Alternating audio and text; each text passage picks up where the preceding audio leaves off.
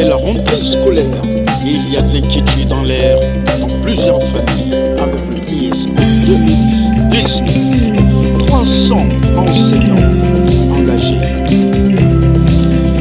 Rentrée scolaire 2022-2023. Remise des résultats des états généraux dans une ambiance festive. Mais attention, il y a de l'inquiétude en l'air.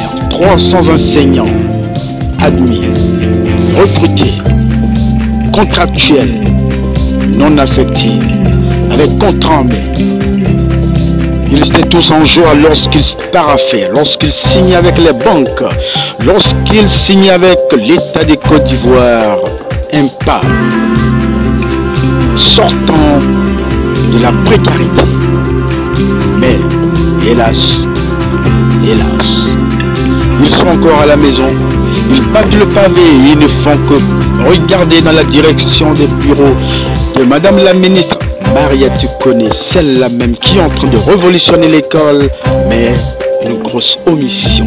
300 enseignants recrutés, contractuels, traqués par des banques, parce que simplement l'État a omis de respecter ses engagements.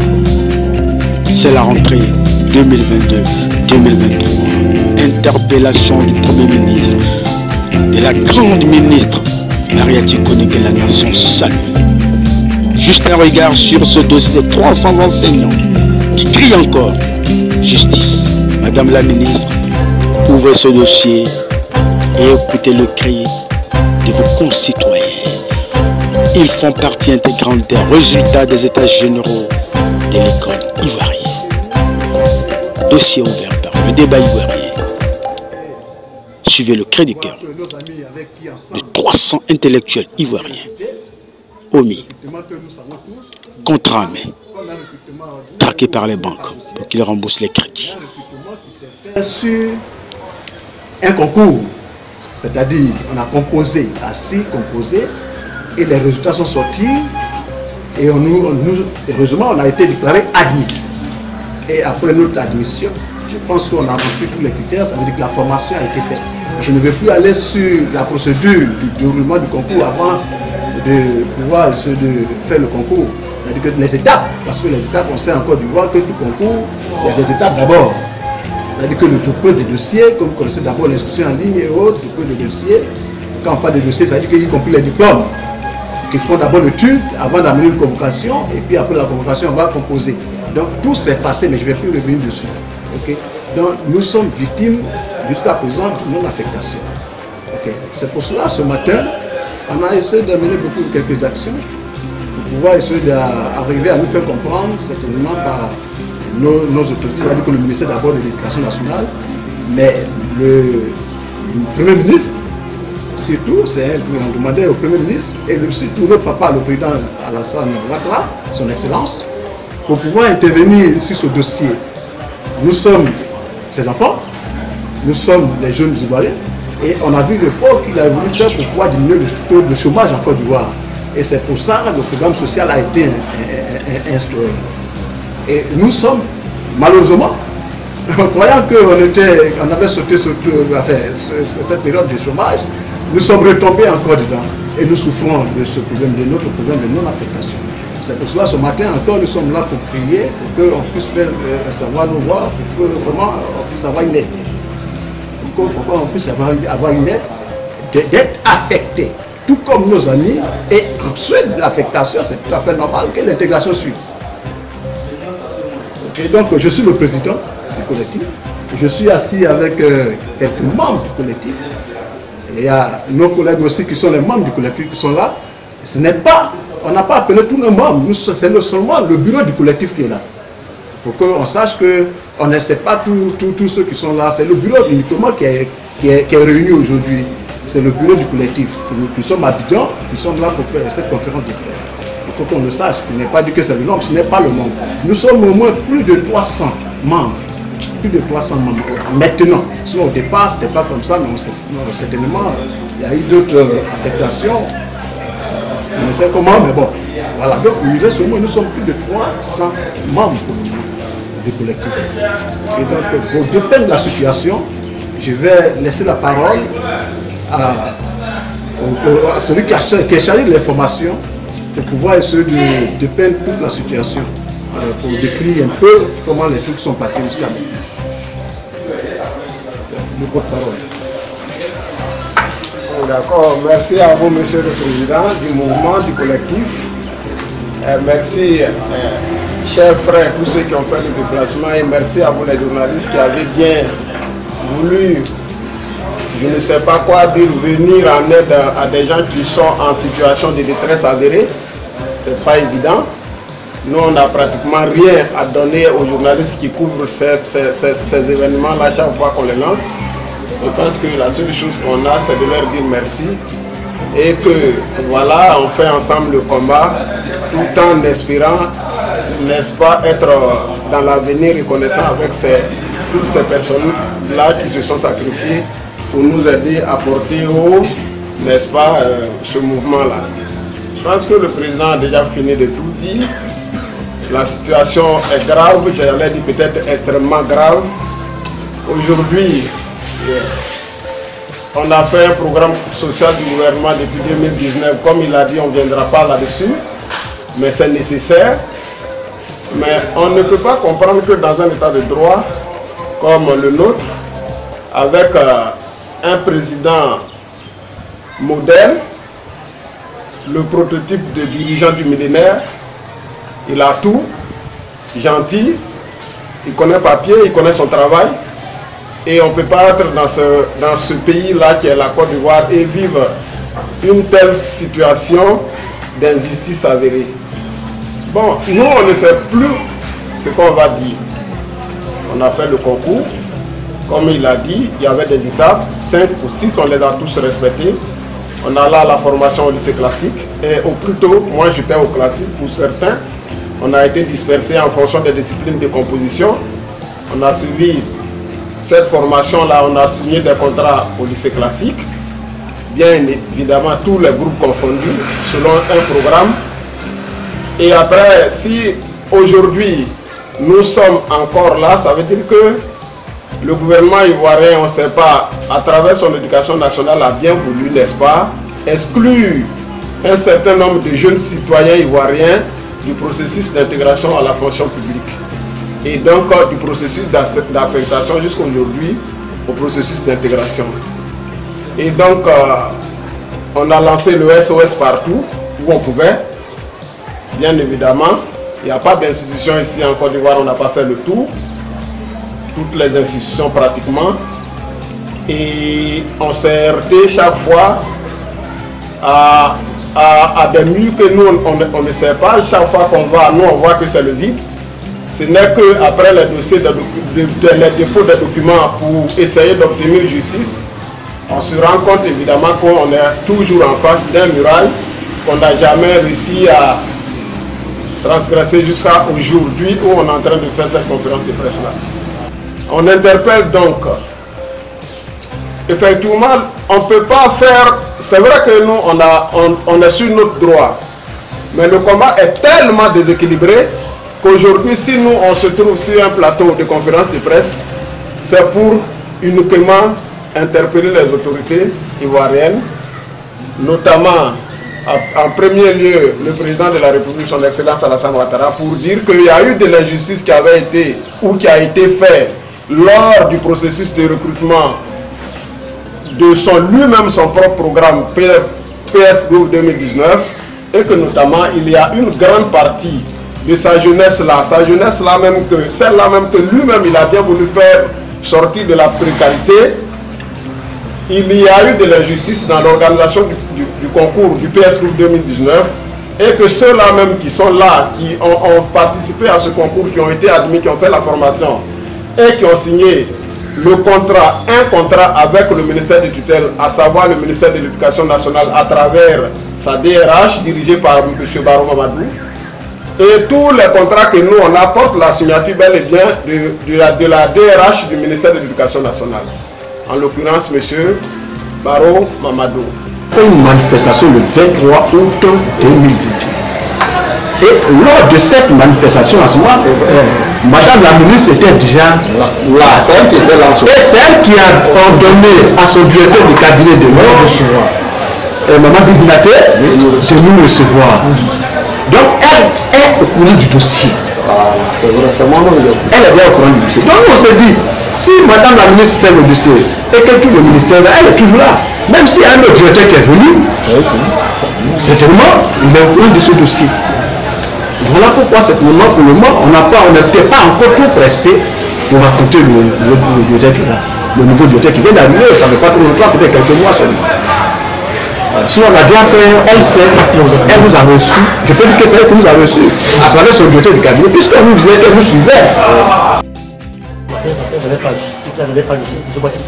Oui, voici le contrat. Le contrat d'un collègue, non, voilà le ministère, contrat de travail à durée déterminée.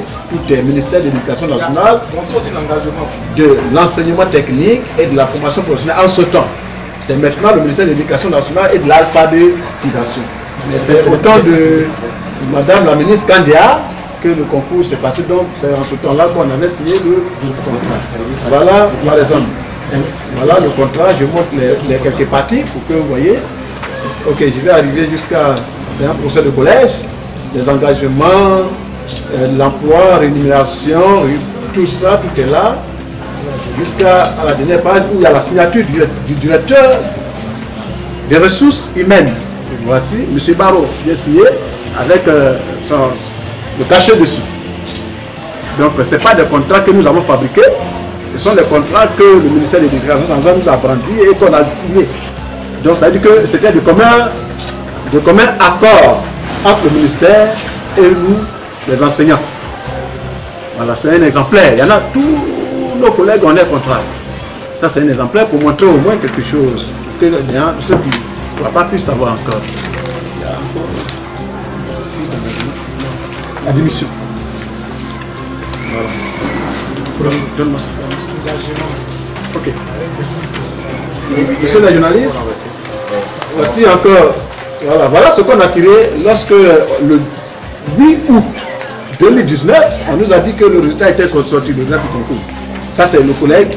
Ça, c'est ce qu'il a tiré sur le net. C'est maintenant, c'est comme ça on fait pour avoir les résultats des concours. Et c'est bien écrit, admis. Félicitations. Donc ce n'est pas quelque chose de recrutement. Quelques-uns pensent que ça a été comme en 2012.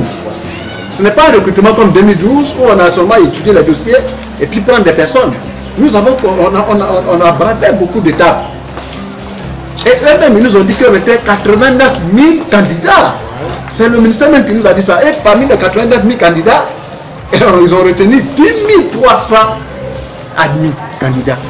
Donc nous, tous qui sommes là, nous faisons partie.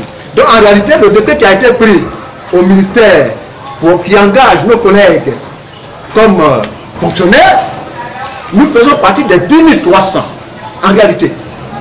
Donc, on ne peut pas nous dire, on ne se dit pas toujours que nous sommes des 10 300. Mais seulement, on ne sait pas pourquoi jusqu'à présent, on ne nous appelle pas pour nous réunir au dépôt des dossiers. Voilà, donc c'est ça aussi.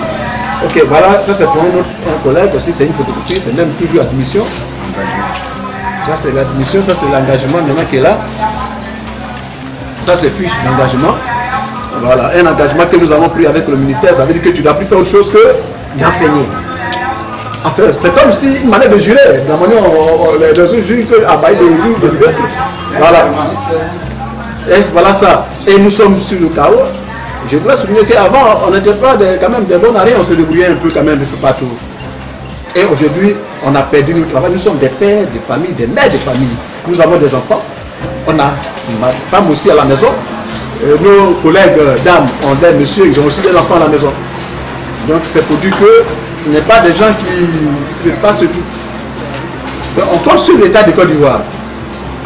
On compte sur l'État de Côte d'Ivoire. Et on s'est dit qu'on est sûr que certainement ils sont en train de s'occuper du problème au ministère. Et que bientôt, peut-être que tout le monde, nous, tout le monde va sourire peut-être. Donc on compte sur l'État de Côte d'Ivoire. Comme l'a dit le porte-parole, M. Ouattara, le procès Ouattara.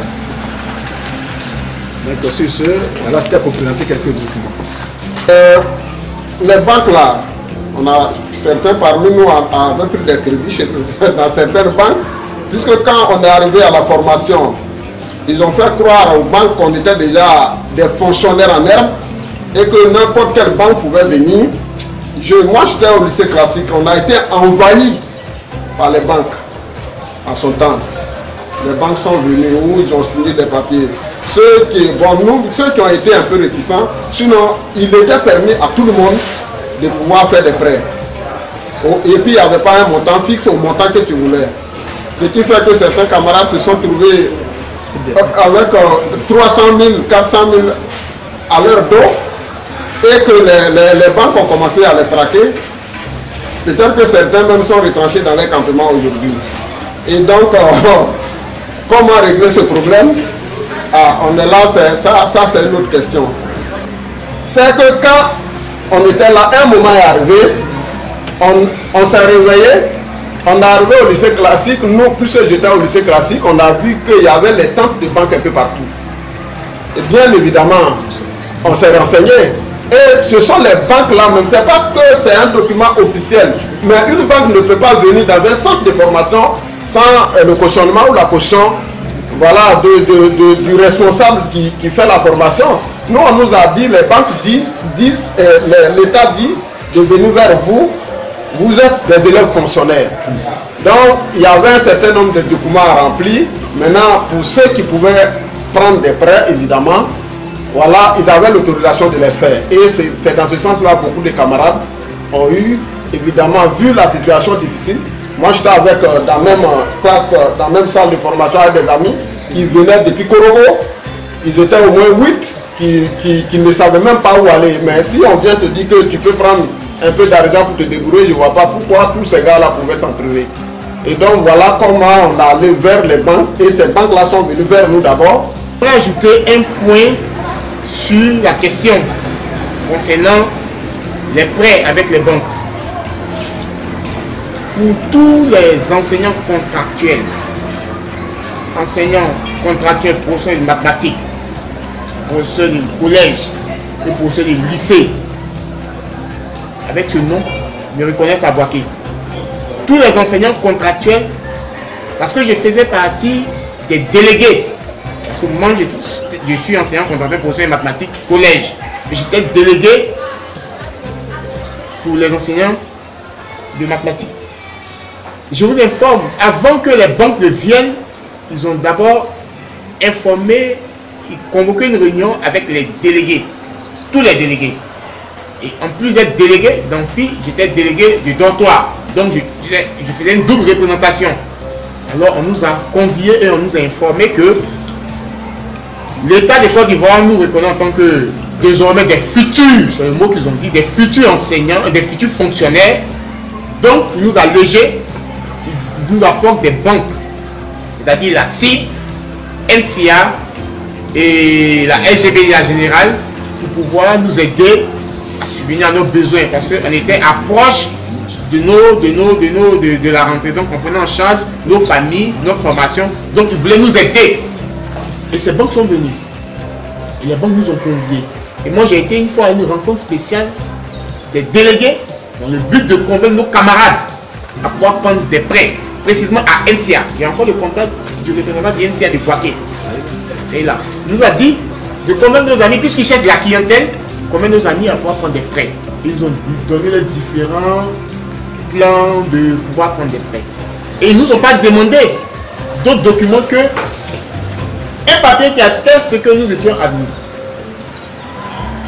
C'est-à-dire se présente ce document qu'on a présenté.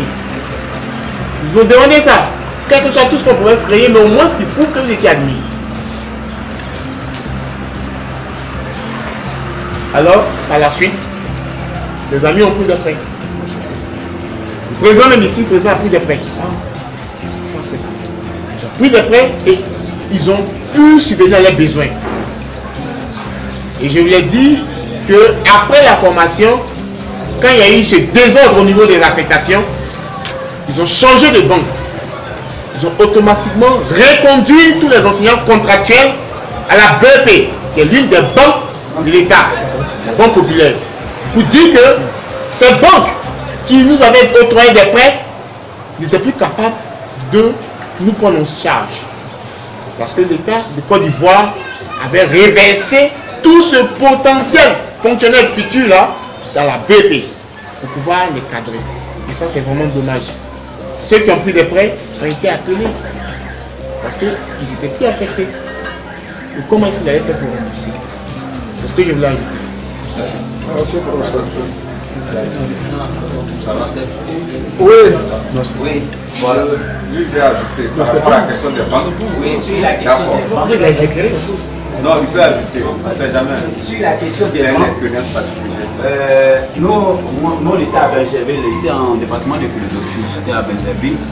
Et à Bergerville, j'ai rencontré le responsable de NCA Bank. D'abord, les délégués sont partis. Et lorsque notre délégué, M.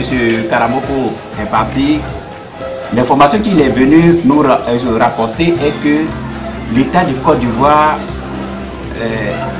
a rencontré les banques. Et selon l'expression des responsables, ils ont dit que la décision venait d'en haut d'aider ceux qui sont en formation, les enseignants, les futurs fonctionnaires, de les aider en leur octroyant des prêts. C'est ainsi que moi, étant dans le besoin, parce que je venais de loin, derrière San Pedro, de Rébi précisément, nous avons aussi demandé, moi j'ai demandé 100 000 francs comme prêt. Aujourd'hui, on ne sait pas comment rembourser. Moi j'ai signé et comme l'a montré le collègue, c'était la fiche d'admission, de félicitations que nous avons déposée comme document afférent à notre admission au concours de recrutement et que nous avons déposé, plus voilà la photocopie de nos pièces d'identité et consorts que nous avons rempli en bonne et due forme. J'ai même le reçu. J'ai même le reçu du prêt quand j'ai pris. J'ai même déposé. Donc c'est pour vous dire que c'est rien.